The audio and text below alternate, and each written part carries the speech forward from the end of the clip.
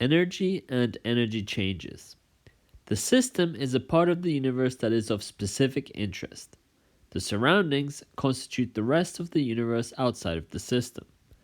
Therefore, the universe equals the system and its surroundings. The system is usually defined as the substances involved in chemical and physical changes. Thermochemistry is the study of heat, or the transfer of thermal energy in chemical reactions. Heat is the transfer of thermal energy. Heat is either absorbed or released during a process. The SI energy unit is a joule, J.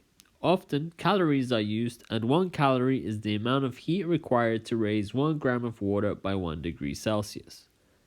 1 calorie is 4.184 joules. Calorie is not the same as a nutritional calorie with the big C, because 1 big C calorie is 1,000 regular calories. An exothermic process occurs when heat is transferred from the system to the surroundings, i.e. it feels hot. For example, hydrogen gas burning with oxygen gives water and energy. The energy is heat being released, leaving the system. So long story short, exothermic means it releases heat. An endothermic process occurs when heat is transferred from the surroundings to the system, i.e. starts feeling cold. For example, when you warm up mercury oxide to give you mercury and the release of oxygen gas, you would feel the system getting colder. Long story short, endothermic means absorption of heat. Introduction to Thermodynamics.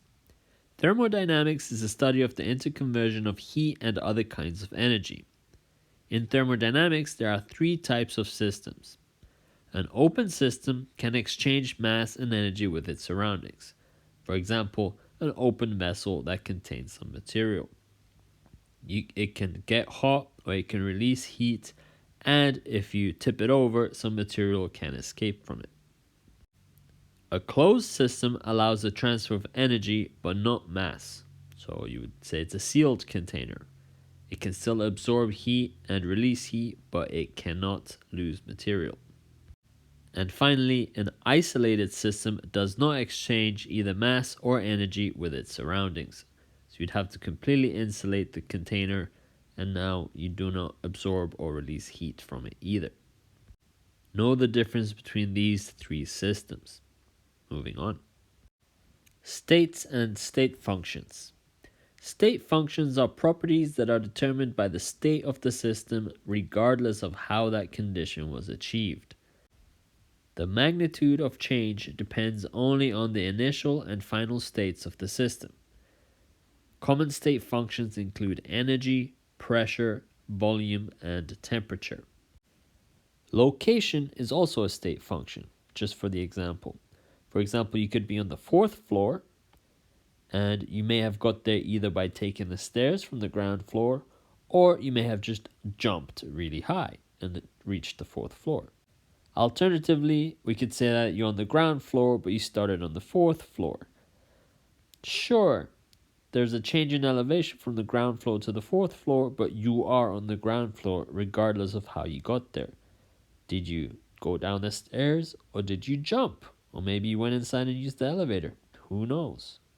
Therefore, location is a state function because you are where you are with respect to some other place you may have been. The first law of thermodynamics. The first law of thermodynamics states that energy can be converted from one form to another, but cannot be created or destroyed. Therefore, the change in the internal energy of a system plus the change in internal energy of a surrounding must equal 0. The symbols delta U is the change in the internal energy, delta being a symbol for change, U being the symbol for internal energy. The subscripts cis and sur denote systems and surroundings respectively. And the change in internal energy is defined as the difference in the energies of the initial and final state. Or in other words, change in internal energy equals the internal energy at the final state minus the internal energy of the initial state. Thanks to the above equation, we can use the below equation. The change in the internal energy of the system equals the negative change in internal energy of the surroundings. What do we mean by that? Well, think about what we meant by a system and its surroundings. If a system is inside the surroundings that complete the universe, if any energy were to be absorbed into the system, it must come from the surroundings. Whilst if any energy is lost from the system, it must go into the surroundings. It literally has nowhere else to go. Work and heat. The overall change in the system's internal energy is given by the equation change in internal energy equals heat plus work. Q is heat. Q is positive for an endothermic process, i.e. heat absorbed by the system. This makes sense because if something is getting hotter on the inside, it must be being heated from the outside. Q is negative for an exothermic process, where heat is released by the system. Once again, if something is cooling down, it must be releasing heat and making something else warmer. The W is for work. Work is positive for work done on the system, whilst work is negative for work done by the system. Here is a visual depiction of the sign conventions for heat and work.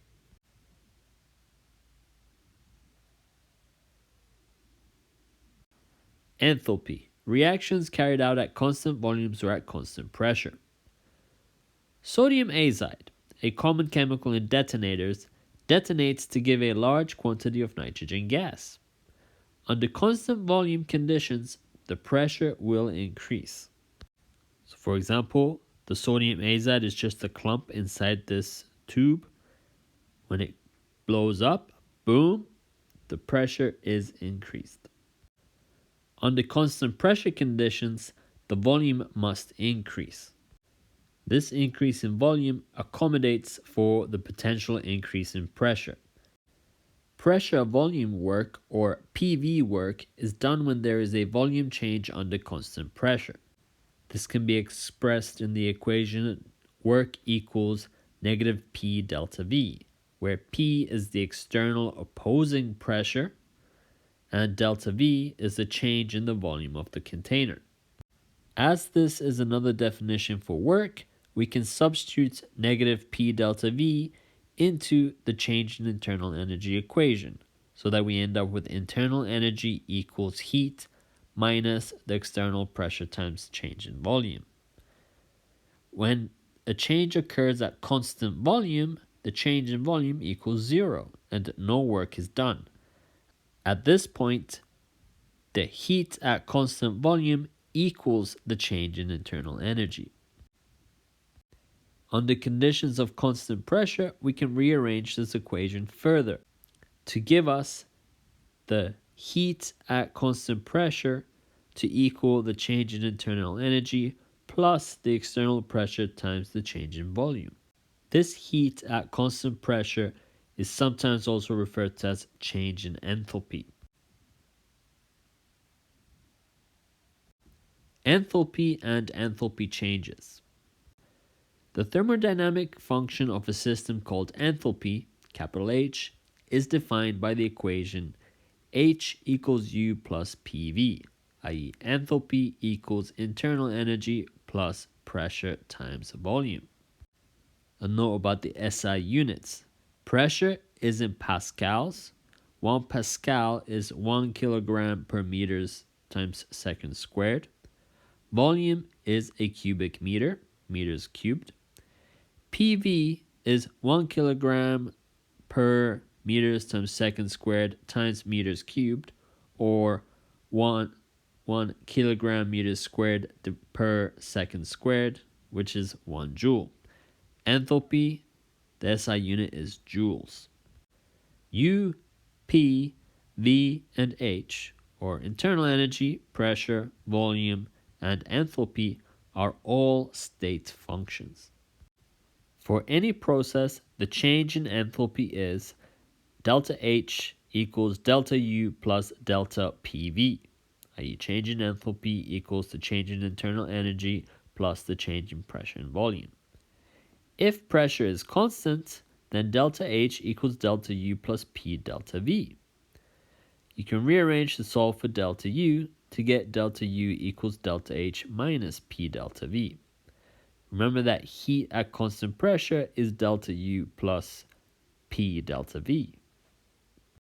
If we now substitute the definition of change in internal energy, delta U, into this equation of heat at constant pressure, we can get the equation heat at constant pressure equals delta H minus P delta V plus P delta V. As P delta V's cancel out, we end up with the heat at constant pressure equals delta H, or the change in enthalpy, for a constant pressure process. The enthalpy of reaction, also denoted as delta H, is the difference between the enthalpies of the products and the enthalpies of the reactants. Assuming that reactions in the lab occur at constant pressure, this equals the heat of the reaction. If the change in enthalpy is positive, it is an endothermic process, whilst if the change in enthalpy is negative, it is an exothermic process. Thermochemical equations. Let's consider the chemical equation we would write if we wanted to describe a block of ice melting into water. As the density of the ice in the water is approximately the same and you're not losing any material, you would expect the pressure to stay constant. The system is the block of ice, whilst the surroundings are whatever is around the block of ice.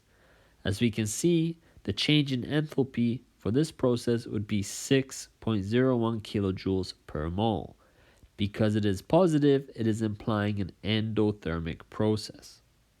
Let's look at another one. Here we have an equation of burning methane gas and oxygen gas to give us carbon dioxide gas and liquid water. Droplets of water, pretty much. Is this process at constant pressure? Well, it depends on your system, but assuming that this was a situation where, you're lighting a fart with a match, the pressure in the room is most likely going to remain relatively constant. The system is the methane burning in oxygen to form carbon dioxide and water, and the surroundings is the room itself. We notice that the change in enthalpy is negative 890.4 kilojoules per mole. Ergo, this is an exothermic reaction. Enthalpy is an extensive property. Extensive properties are dependent on the amount of matter involved. So for example, if we have 1 mole of water in its liquid form becoming 1 mole of gaseous water, i.e. water vapor, the change in enthalpy would be 44 kilojoules per mole. If we double the amount of matter, we are also going to double the enthalpy. So if 2 moles of water in its liquid state become 2 moles of water in its gaseous state, the change in enthalpy will be 88 kilojoules per mole. The units refer to the mole of reaction as written. The following guidelines are useful when considering thermochemical equations. 1. Always specify the physical states of reactants and products because they help determine the actual enthalpy changes. So for example, here we have methane burning up in oxygen to give carbon dioxide and water. Well, if the water is in gaseous form, the change in enthalpy is negative 802.4 kilojoules per mole. Whilst if the water is in liquid form, it is negative 890.4 kilojoules per mole, a difference of 88 kilojoules per mole. The states of the chemicals matter. 2. When multiplying an equation by a factor n, you must multiply the change in enthalpy value by the same factor. So if you are doubling everything in the equation, you must also double the delta H. 3. Reversing an equation changes the sign but not the magnitude of the delta H. So if we wanted to combine carbon dioxide and water to form methane and oxygen, theoretically speaking, the change in enthalpy would be positive 802.4 kilojoules per mole. Calorimetry, specific heat and heat capacity. Calorimetry is the measurement of heat changes. Heat changes are measured in a device called a calorimeter. The specific heat, S, of a substance is the amount of heat required to raise the temperature of 1 gram of the substance by 1 degree Celsius. Here in table 10.2 we have the specific heat values of some common substances. You will notice that metals seem to have pretty low specific heats compared to something like water, with a specific heat of 4.184.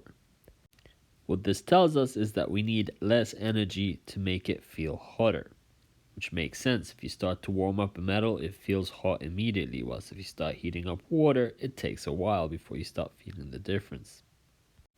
The heat capacity, big C, is the amount of heat required to raise the temperature of an object by 1 degree Celsius. The object may be a given quantity of a particular substance.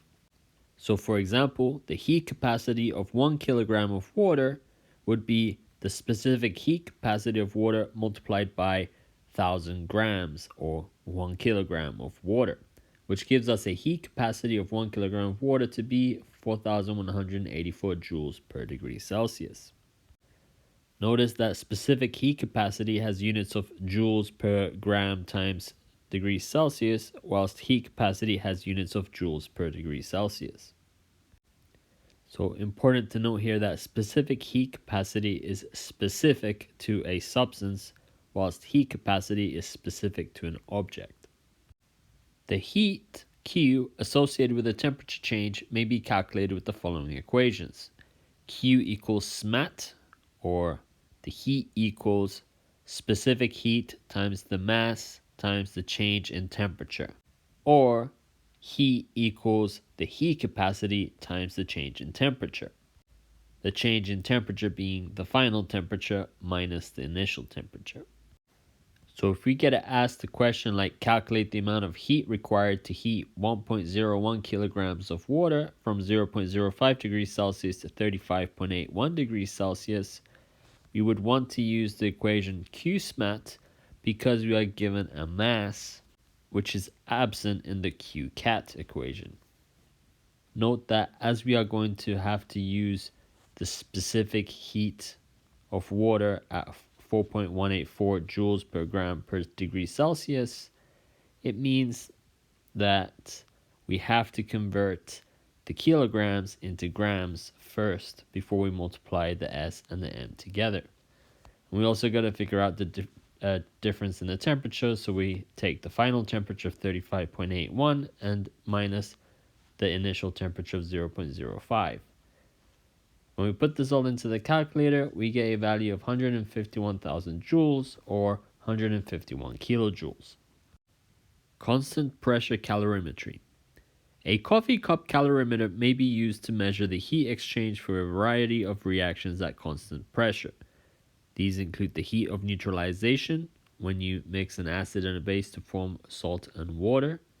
For example, in this case, 1 mole of hydrochloric acid and 1 mole of sodium hydroxide will give you water and sodium chloride with a change in enthalpy of negative 56.2 kilojoules per mole.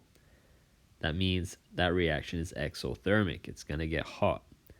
The inverse of this, the heat of ionization, where you are splitting water into protons and hydroxide anions, would be the inverse enthalpy also. So you get positive 56.2. It would be endothermic and you'd have to add energy to it. This also makes sense in, say, heat of fusion or melting. When solid ice melts into liquid water, it needs energy. So it is a positive change in enthalpy and heat is absorbed. Heat of vaporization is converting water from liquid to a gas. Well, this of course will also need more energy. It's going to be endothermic and it's substantially bigger than heat of fusion because you need a lot more energy to make water from liquid to gas than from solid to liquid. Concepts to consider for coffee cup calorimetry include that the heat at constant pressure equals the change in enthalpy. The system is the reactants and products, i.e. the reaction, and the surroundings are the water in the calorimeter, i.e. where the reaction is occurring. For an exothermic reaction, the system is going to lose heat. Therefore, the surroundings are going to gain or absorb that heat. The heat of the system is going to be negative mass times specific heat times the change in temperature, whilst that of the surroundings is going to be positive mass times specific heat times change in temperature. The minus sign is just there to keep sign conventions consistent. Constant volume calorimetry. Constant volume calorimetry is carried out in a device known as a constant volume bomb. A constant volume calorimeter is an isolated system. As it is an isolated system, we can assume that no matter or heat is going in or out of the said system. This allows us to assume that the heat change of the calorimeter is equal to the negative heat change of the reaction. Bomb calorimeters are typically used to determine heats of combustion. A sample is ignited in the bomb, and as the temperature increases, it warms the water around it, which we can measure the change in temperature. To calculate the heat of the calorimeter, the heat capacity of the calorimeter must be known. If we know the heat capacity of the calorimeter, we just put it into our equations with the change in temperature to give us the heat of reaction or the heat of the calorimeter. Hess's Law. Hess's law states that the change in enthalpy for a stepwise process is the sum of the enthalpy changes for each of those steps. So what do we mean by that? Well, here's the example. If we burn methane gas and oxygen gas to give us carbon dioxide gas and liquid water, it is an exothermic reaction with an enthalpy change of negative 890.4 kilojoules per mole. However, if we wanted it to be methane gas burning oxygen gas to give us carbon dioxide gas and water as gas, we would have to figure out how to convert the liquid into a gas. Well, as we know, the enthalpy change of 2 moles of water in a liquid form to 2 moles of water in gas form has an enthalpy change of positive 88 kilojoules per mole.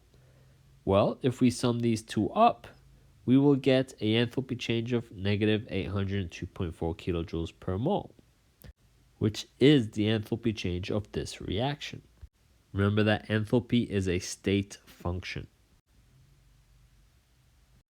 When applying Hess's law, you must first manipulate thermochemical equations in a manner that gives the overall desired equation. Next, you must remember the rules for manipulating thermochemical equations, such as always specify the physical states of reactants and products because they help determine the actual enthalpy changes. When multiplying an equation by a factor n, multiply the change in enthalpy values by the same factor, and reversing an equation changes the sign but not the magnitude of the change in enthalpy. Third, you must add the changes in enthalpy for each step after proper manipulation. And finally, we just have to point out that the process is useful for calculating enthalpies that cannot be found directly. Standard enthalpies of formation. The standard enthalpy of formation, delta HF degree sign, is defined as the heat change that results when 1 mole of a compound is formed from its constituent elements in the standard states. So for example, the standard enthalpy of formation of carbon dioxide would be the process of elemental carbon in its graphite state reacting with oxygen gas to form carbon dioxide gas. The superscripted degree sign denotes standard conditions, which are 1 atmospheric pressure for gases and 1 molar concentration for solutions. If you see that degree sign, assume that you are under standard conditions. The F stands for formation. A lot of different changes in enthalpy will have different letters to specify what type of enthalpy we are talking about. The standard enthalpy of formation for an element in its most stable form is always 0. The standard enthalpy of formation for many substances are tabulated in Appendix 2 of the textbook, although you can also Google them or find them tabulated elsewhere. It is not something you are required to memorize. The standard enthalpy of reaction delta H degree sign reaction is defined as the enthalpy of a reaction carried out under standard conditions. So for example, if compound A reacts with compound B to give you compound C and D, the enthalpy of reaction would be the sum of the enthalpies of the products minus the sum of the enthalpies of the reactants, all multiplied by their stoichiometric factors. Bond enthalpy and the stability of covalent molecules. The bond enthalpy is the enthalpy change associated with breaking a bond in 1 mole of gaseous molecule. So for example, a molecule of hydrogen gas breaks into 2 atoms of hydrogen at the enthalpy change of 436.4 kilojoules per mole. The enthalpy for a gas phase reaction is given by the change in enthalpy is the sum of the bond enthalpies of the reactants minus the bond enthalpies of the products. Or in other words, the change in enthalpy is the total energy input, i.e. how much energy is required for the bonds to be broken, minus the total energy released, or the energy for bonds to be formed. If the sum of the bond enthalpies of the products is higher than that of the bond enthalpies in your starting materials, you will have an exothermic reaction. For example, in this case, hydrogen gas has a bond enthalpy of 436, chlorine gas has a bond enthalpy of 242, whilst hydrochloric acid has a bond enthalpy of 431. If you sum them together, you end up with an enthalpy change of negative 184.7 kilojoules per mole. It is negative, so it is exothermic. As an aside, most bond enthalpies as well, you are able to just look up in tables such as this one right here. You are not expected to memorize them.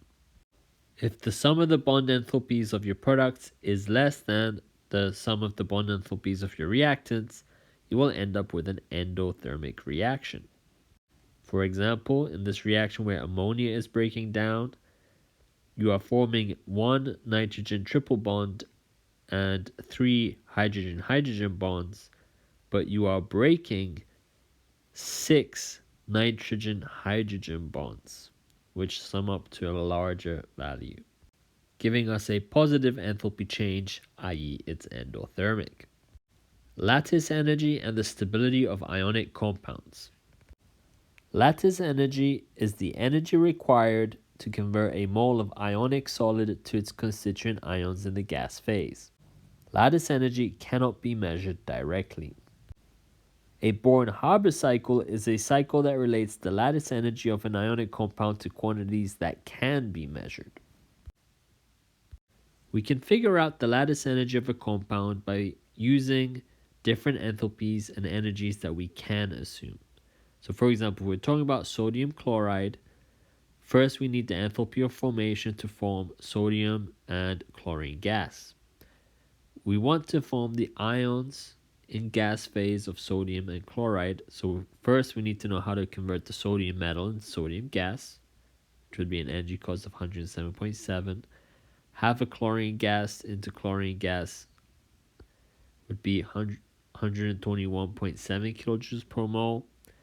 Converting the sodium gas into the sodium ion would cost us 495.9 kilojoules per mole.